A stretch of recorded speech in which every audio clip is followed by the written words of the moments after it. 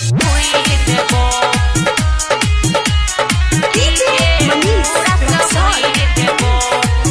Gayatri recording studio. पातर पातर छाउरी के दुल्हा जाई मोटर, देखो इने खोजे छे रोज फोला डोजर।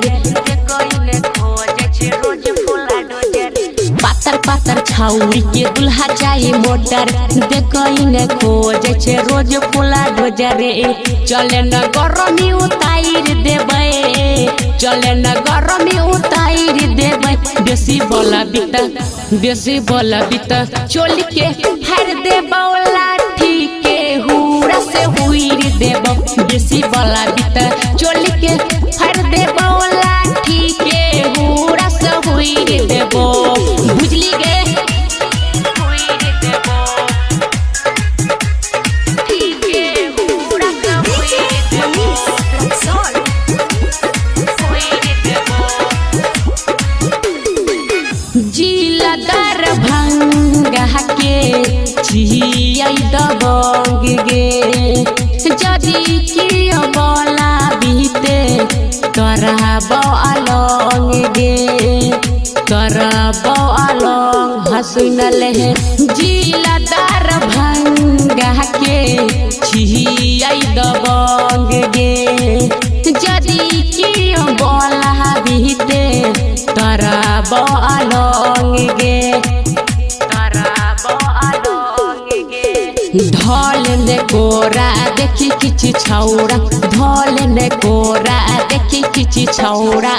चले ने कुल फिकिलाई देबो, बेसी बोला बीता चोली के फर देबो लाठी के हुरा से हुईर देबो। बेसी बोला बीता चोली के फर देबो लाठी के हुरा से हुईर देबो गे छौरी।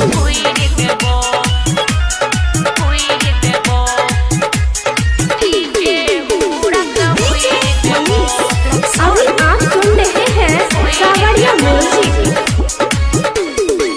संतोष पारो वाला करे माना मानी, छौरिया के देने छै अपन निशानी, अपन निशानी। संतोष पारो वाला करे माना मानी, छौरिया के देने छै अपन निशानी, अपन निशानी। भागवत बिहारी राम प्यारे छौरा, भागवत बिहारी राम प्यारे छौरा।